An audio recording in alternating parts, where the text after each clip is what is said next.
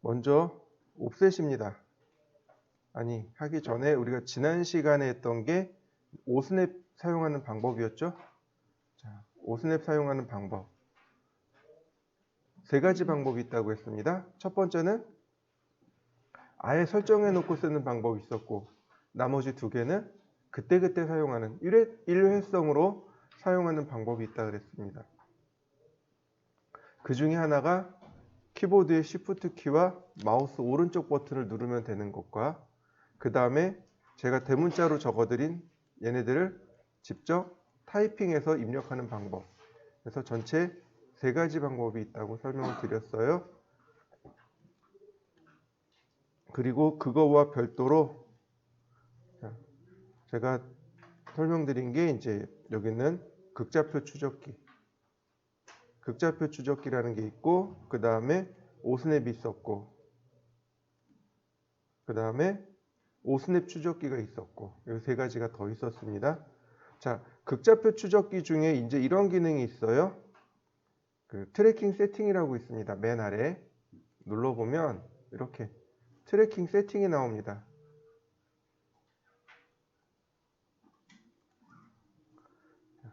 여기 우리가 눈여겨봐야 될 건 여기에요. 에디셔널 앵글. 에디셔널 앵글입니다.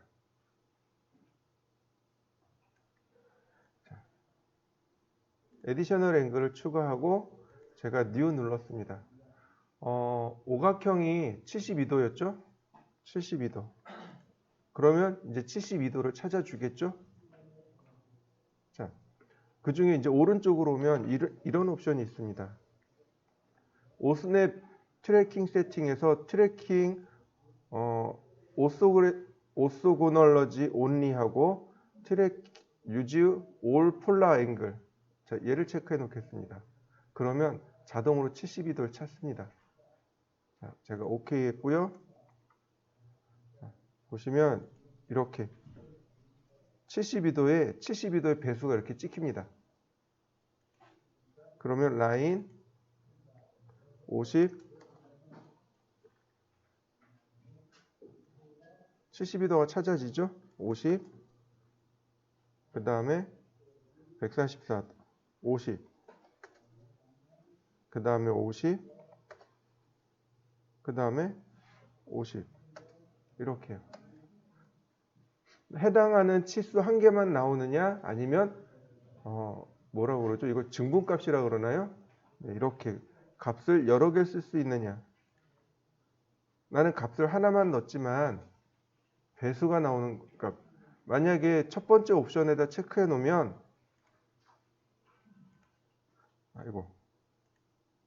하나밖에 안 나와요.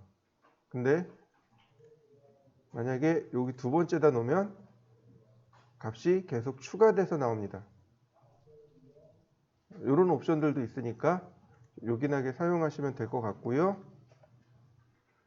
그 다음에 우리가 이제 오늘 공부해야 될 내용은 옵셋입니다. 여기는 아이콘이 옵셋입니다. 여기는 아이콘이 옵셋이고 트림과 익스텐드는 여기 들어 있습니다. 트림 익스텐드는 여기 들어 있어요. 트림과 익스텐드는 여기 들어 있습니다.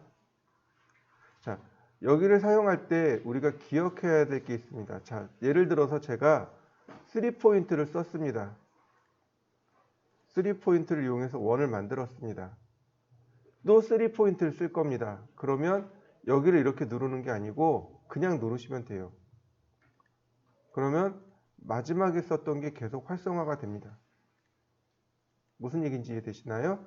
자, 다시 보겠습니다. 제가 서클을 그리는데 2포인트로 원을 그릴 겁니다. 2포인트로 원을 그렸습니다. 근데 제가 또 2포인트로 원을 그리고 싶습니다. 그러면 이렇게 여기 가서 2포인트를 누르는 게 아니고 그냥 큰 버튼을 누르시면 돼요. 그럼 마지막에 썼던 것을 캐디가 기억을 하고 있다가 2포인트를 계속 제공해 주게 됩니다. 매번 여기를 눌러서 2포인트 옵션을 찾지 마시고 마지막에 썼던 거를 계속 기억을 하고 있으니까 마지막에 썼던 것을 사용하시면 됩니다. 자, 왜 그러냐면 트림과 익스텐드가 같이 있거든요. 근데 익스텐드보다는 트림을 훨씬 더 많이 사용합니다. 그럼 아무래도 우리가 중간에 익스텐드 썼다가 트림으로 바꾸면 이게 이제 계속 여기를 눌러서 계속 쓰게 되더라고요. 그러니까 사용하는 방법을 조금 기억해 두시면 좋겠고요. 자, 옵셋은 제가 간격 띄우기라고 했습니다. 옵셋이라는 명령이 간격이란 뜻입니다. 내가 지정한 물체를 간격 띄우는 명령어, 간격을 띄워 복사하는 명령어가 바로 옵셋입니다. 자, 예를 들어서 제가 선을 하나 이렇게 그렸습니다. 대충 선을 이렇게 그렸습니다. 화면상에 선을 하나 그렸고 제가 옵셋 명령을 실행했습니다. 옵셋을 실행했더니 CAD가 저한테 물어봅니다. 옵셋 디스턴스, 간격 띄울 디스턴스, 거리가 얼마입니까? 여기다 입력하랍니다. 제가 20이라고 했습니다. 그리고 엔터. 그랬더니 CAD가 물어봅니다. Select Object to Offset. 옵셋할 물체를 선택해 주세요. 선택했습니다. 그랬더니 CAD가 Point on Side to Offset. 옵셋할 방향을 지정해 주세요. 마우스로 지정하는 겁니다. 클릭. 또 클릭. 네. 방향입니다. 이거 이렇게 정확하게 안 맞추셔도 돼요. 그냥 오른쪽이냐 왼쪽이냐 바로 이 내용이거든요. 그러면 이 선들이 전부 다 20mm 간격으로 복제가 일어난 것입니다. 여러분들도 한번 해보시죠. 제가 이번엔 원을 하나 그리겠습니다. 서클, 반지름 50인 원. 반지름 50인 원을 이렇게 그렸습니다. 옵셋. 자, 옵셋 값을 10mm로 지정했고요. 자, 옵셋하니 복사가 되는 거 맞습니까? 맞나요? 자, 차이점이 뭘까요? 선은 옵셋을 하면 간격이 벌어지는 겁니다. 내가 지정한 거리만큼 떨어져서 복제가 일어나요. 근데 원은 어떻게 되는 걸까요? 원은 반지름이 변합니다. 반지름이 지금 제가 10mm, 옵셋 값을 10mm로 줬잖아요. 그러니까 반지름이 얼마씩 커지거나 줄어들어요? 10mm씩 커지거나 줄어들게 되는 겁니다. 다시 한번 볼까요? 서클, 반지름 50인 원. 자, 제가 반지름 50인 원을 그렸습니다. 자, 반지름 50 맞나요? 옵셋 10mm 선택하고 엔터. 그러면 얘는 몇 mm가 돼야 돼요? 네, 맞습니다. 얘는 60이 돼야죠. 반지름 값이 변하는 겁니다. 선은 간격이, 원은 반지름이 바뀌게 된다는 것을 기억하시면 됩니다. 네, 다시 보겠습니다. 옵셋 10mm. 자, 특징이 있죠. 뭐예요? 수평선이나 혹은 수직선의 방향이 아니고 직선의 방향, 그러니까 수선의 방향이라고 하죠. 이렇게 수선의 방향으로 복제가 일어난다는 사실입니다. 만약에 내가 이렇게 수평이나 혹은 수직이나 내가 지정한 각도로 옵셋을 하려면 그건 카피 명령을 쓰셔야 됩니다. 복사 명령을 쓰셔야 되는 거고, 옵셋은 애초에 수선 방향입니다. 즉 수직선의 방향으로 복제를 하게 됩니다. 그러니까 이런 식으로 주로 많이 쓰죠. 수평선 그리고 옵셋 20mm, 수직선 그리고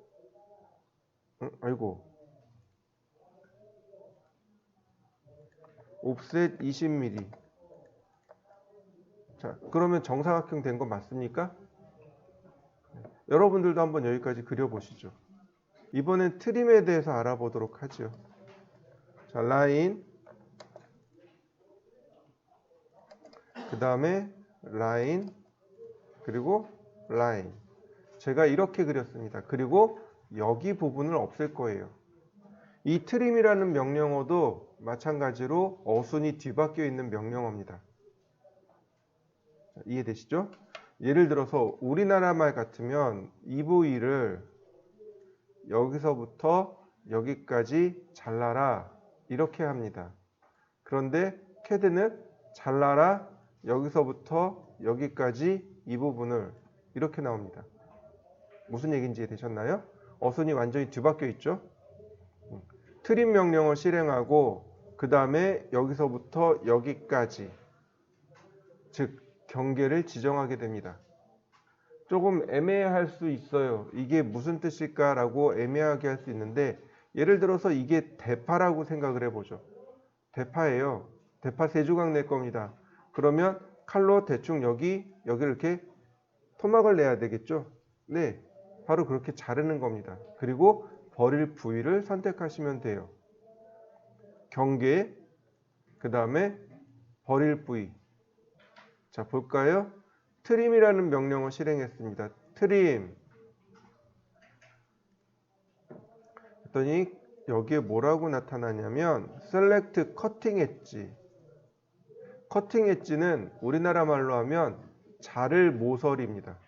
자르는 모서리. 즉, 이 선과 이 선이 칼날의 역할을 하는 거죠. 즉, 커팅 엣지는 칼날 모서리입니다. 이 선과 이 선이 칼날입니다. 선택하시면 돼요. 이렇게. 그리고 엔터. 그러면 다시 CAD가 물어봅니다. Select Object to Trim. 자를 오브젝트를 선택하세요. 그러니까 자를 부위, 즉 없어져야 될 부위를 클릭해달라는 얘기입니다. 자, 마우스를 이렇게 갖다 대면 회색으로 나타납니다. 회색으로 나오는 거 보이시죠? 네. 이렇게 회색으로 나올 때 클릭. 그러면 잘라졌나요? 그 다음에 엔터. 다시 트림. 똑같이 경계를 지정하는데 이번엔 빈 공간을 클릭하겠습니다. 빈 공간 클릭하고 왼쪽으로 이동합니다. 이거 무슨 선택이라 그랬죠? 크로스 선택이라고 했습니다. 기억나시나요? 네. 트림 선택할 때 이 크로스 셀렉트가 됩니다. 크로스로 동시에 경계를 여러 개 지정할 수 있습니다. 엔터. 그 다음에 똑같이 자를 부위가 여기잖아요. 그죠?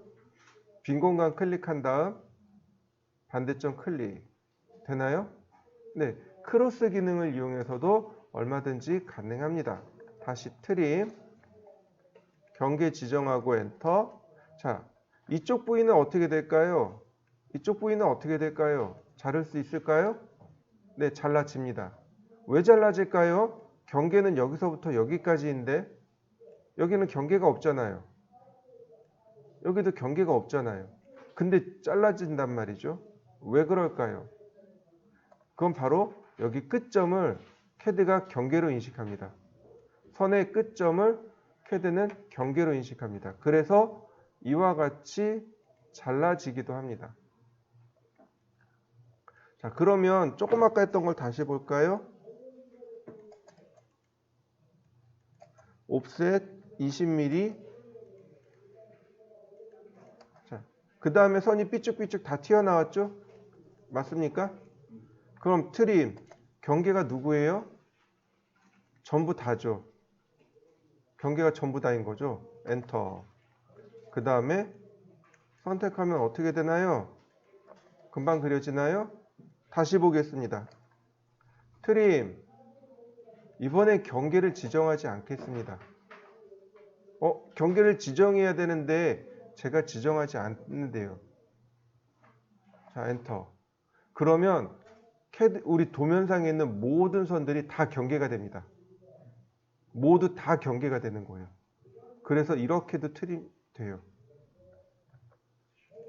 트림. 자, 이해되시나요? 자, 연습을 해보실까요?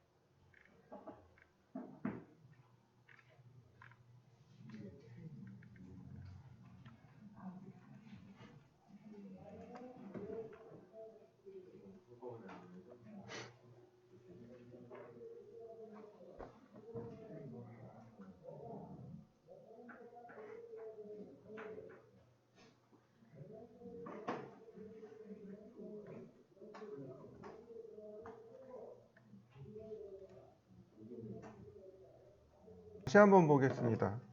자, 라인 이번엔 경계를 많이 만들었습니다. 가능할까요? 자, 트림 경계 지정하고 엔터. 그 다음 한 번에 이렇게 지정이 가능하겠죠?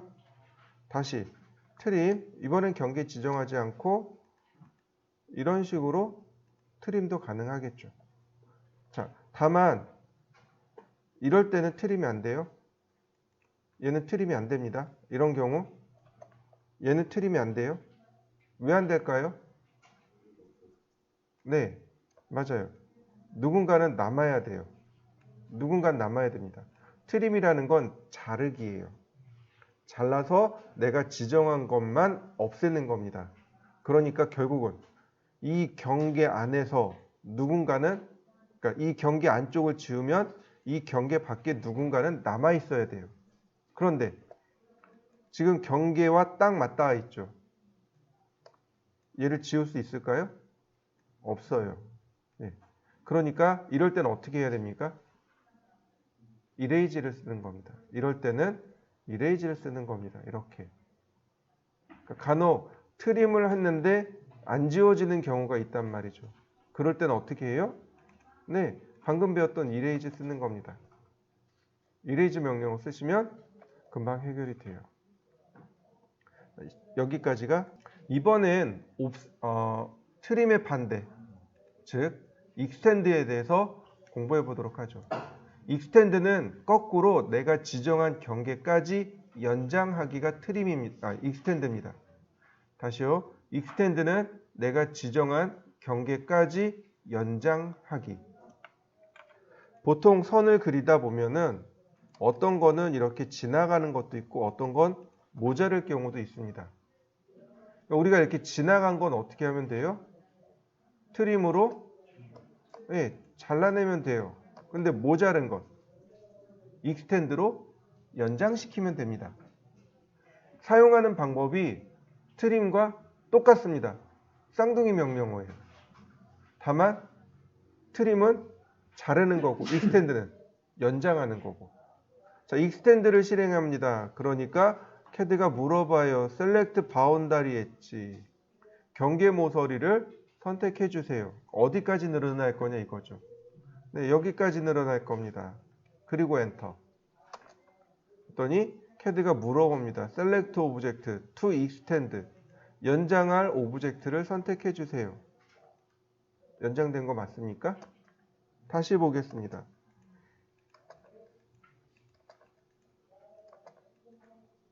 자, Extend. 여기까지 연장할 거예요. 엔터. 크로스로 가능한가요? 다시 보겠습니다. Extend. 이번엔 경계를 지정하지 않았습니다. 하나씩 늘어나는 거 맞습니까? 한 구간씩 늘어날 수도 있고. Extend. 경계를 펜스로 이렇게 선택할 수도 있고 늘어날 객체를 펜스로 지정할 수도 있고 트림이랑 똑같아요. 다만 우리가 명확하게 기억해야 되는 건 이겁니다. 우리가 하다 보면 어떤 것은 더 긴 게 있고 더 길게 그릴 때가 있고 어떤 건 조금 짧게 그릴 때가 있단 말이죠. 그럼 길게 그릴 거는 트림으로 잘라내면 되고 모자르는 건 익스텐드로 연장하면 된다. 이것을 기억하셔야 돼요. 자, 또 하나. 자, 경계가 많아요. 경계가 많습니다. 내가 원하는 건 여기서부터 여기까지 이만큼을 한 번에 잘라내고 싶습니다. 그러면 이럴 때 우리가 선택할 수 있는 방법이 두 가지예요. 첫 번째, 경계를 차근차근 선택한 다음 삭제하는 방법이 있습니다. 두 번째, 경계 지정하지 않고 3번 클릭하면 돼요. 자, 어떤 게 더 유리할까요? 판단을 이렇게 하시면 돼요. 경계가 또렷해요. 경계가 복잡하지 않습니다. 그럴 때는 굳이 경계를 지정하지 않아도 돼요. 그런데 경계가 좀 복잡할 때가 있습니다. 선들이 교차되고 경계가 복잡할 때는 반드시 경계를 선택해 주시는 게 좋습니다. 그게 더 빠를 때가 많아요. 자, 다시 볼까요?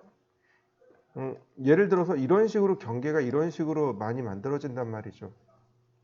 내가 원하는 건 여기서부터 여기까지 이 부위를 잘라내고 싶어요. 다 잘라내고 싶어요. 그러면 트림, 경계 지정하지 않고 엔터. 됐나요? 여기 또 짜투리가 남았죠? 이레이즈 해야 돼요. 근데 트림, 여기서부터 여기까지 엔터. 어느 게 더 빨라요? 두 번째 한 게 더 빨라요. 그러니까 경계가 또렷할 때는, 이렇게 경계가 또렷할 때는 경계를 굳이 지정하지 않아도 돼요. 오히려 그게 더 느릴 때가 많습니다. 근데 조금 아까처럼 경계가 복잡할 때는 경계를 선택해 주시는 게 훨씬 더 유리합니다.